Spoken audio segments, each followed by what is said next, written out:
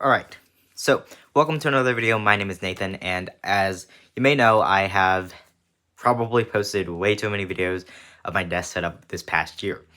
So now it's coming to the 2024 season and ending to 2023. So I thought I would get into this final last tour of my room until 2024, probably in February. But let's get into it. Alright, first thing when you walk into the room, pretty simple, pretty basic. I thought I would get into the pegboard. So this pegboard is from IKEA. It is the Scadus pegboard in black that I spray painted myself, so I thought I would have a nice cleaner look.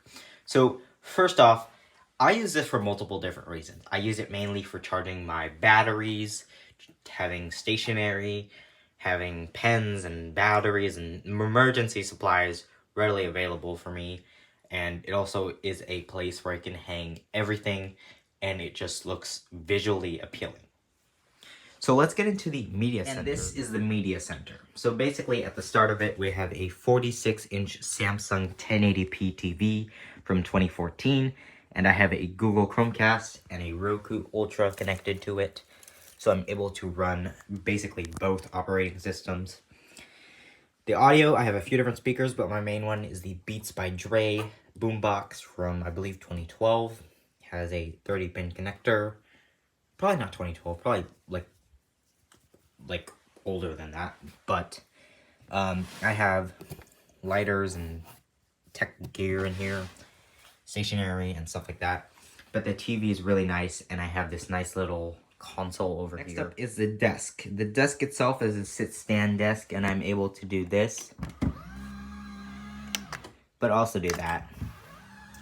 And I also have a steel case chair over here, which I think is really nice. At the bottom, I have some internet. I have an internet extender, a subwoofer, and an RGB strip behind the desk.